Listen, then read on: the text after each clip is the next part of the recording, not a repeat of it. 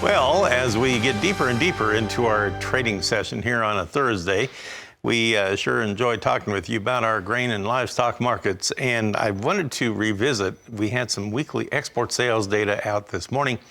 And in case you missed those numbers, I wanted to run through those with you here. Corn sales last week, well, this would be as of, the previous Tuesday, I guess. It went through January 4th. So we had the corn at 487,600 tons, soybeans 280,400 tons, and we had wheat at only 128,100 tons. If you look at the grain, sorghum, cotton, and rice, grain sorghum actually had a nice 133,000 tons sold. Cotton came up to 284,500 running bales, and the rice at 52,700 tons. But on top of that, to put the cherry on top, we had an overnight flash sale, and it was corn that went to Mexico. The amount was 175,000 tons this time around. Now, did the corn react to that or not? Let's take a look on the big board. And according to our quotes from bar chart, no, we're not getting any kick out of it. March corn down a penny and a quarter at 4.58 and a quarter. And you have December now down 3 cents at 4.89 per bushel. Soybeans on the March are now up a half cent at 12.37, but they had been about 12 cents higher than that overnight, so keep that in mind. July is now down a half cent, and now it's back to unchanged. If we go to new crop November beans, we're now a penny higher. We're now at 12.06 and a half. Last time we checked, it was up around 12.09. Okay, now on Chicago March wheat, we're dropping a nickel at 6.05 and 3/4 today. Kansas City March wheat is down 7 at 6.17 and a half. Minneapolis wheat on that March contract is down 5 1/4 at 7.02 and a half. And on the cotton, the March contract is gaining 164 points. It's putting on a pretty strong show. We're at 81.82 per pound right now.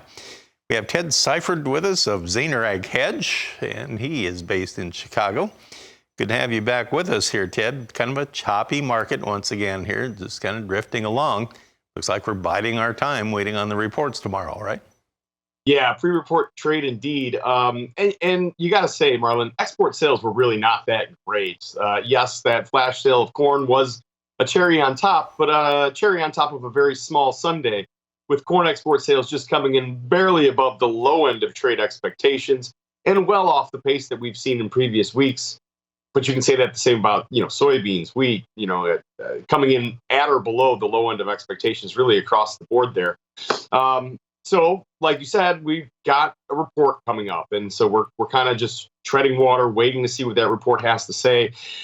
And the reason we do that is because this January report is one of the biggest reports, if not the biggest report of the year. Certainly from a sheer size of the numbers perspective, it's maybe the biggest report of the year. We've got a lot of moving parts, quarterly grain stocks, winter wheat seedings, certainly our normal supply and demand, regular monthly WASDE report.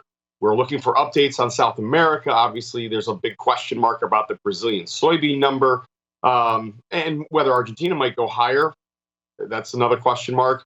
And then, obviously, we're going to be talking about the finalization of last year's production, which is really interesting because the trade at the moment doesn't see much in the way of changes from the last yield, acreage, and production numbers that we saw from the USDA, which is kind of rare. That doesn't happen very often. It doesn't happen very often where we're not expecting many changes, and it also doesn't happen very often where we don't get many changes. So we could be in store for some surprises tomorrow. Your guess is as good as anybody's as far as where those surprises might come from, in which way or which direction they might lead us. Well, and then, of course, I guess it remains to be seen if the trade will do anything beyond 10 minutes after the report or not, or if they go back to something else. It's always a big question. We'll pause here, Ted. We'll come back, and I want to get your thoughts on the livestock trade as we head toward the weekend and toward 2 more winter storms out there. We'll discuss when we come back. All right, now, as we take a look at our livestock trade with help from Ted Seifried, we'll start by looking at our live cattle board, and we'll see what the quotes are doing. Well, they have turned higher. How about that? We have February live cattle, 60 higher at 171.35. Tammy, I told you to give it an hour, and sure enough. I think I told you that. Yeah. We're just one tick off of the high of the day. Well, Shazam. We have April now 47 higher at 174.15. Man, that has jumped $1.40 off of its earlier low. So not a bad performance being turned in here on live cattle. All of a sudden they woke up. The nearby contracts are trading about 50 to 60 higher. The deferreds are not far behind. On the feeders, let's check them out. On the March, well, look at that. Triple-digit gains. We have March up 107 at 227.20. And now you have April up $1.05 at 232.50. Well, it looked pretty gloomy early in the day there. Now things are looking a little more sunny on the feeders. On lean hogs, here we're just kind of trolling around doing nothing. February is up 7 cents, 72.15 is the last trade. April up, down 20 at 78.75. May contract is unchanged at 84.70 here this morning. So the lean hog's not really going anywhere very fast, but the cattle definitely making a turn, maybe a reversal to the upside a little bit. Ted, how do you interpret that? Well, Marlon, we've got, as you said, some major storms coming in. And the question is, how do these storms affect the market? And you can look at that from multiple different angles.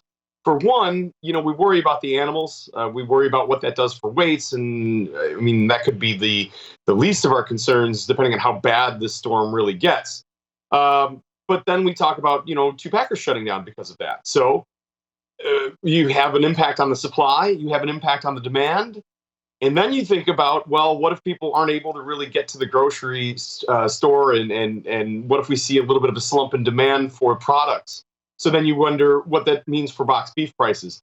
And so there's a lot of moving parts here when you have these sorts of things. Now, what I will say in recent years, and actually you can talk about this throughout the pandemic as well, people have this tendency to go and really stock up. I think you're going to see some pretty hot and heavy consumer demand leading into these bigger storms this weekend and next week, and super cold temperatures, everything like that. And I think the bigger problem is what's going to happen on the supply side of things. So I think more upside potential.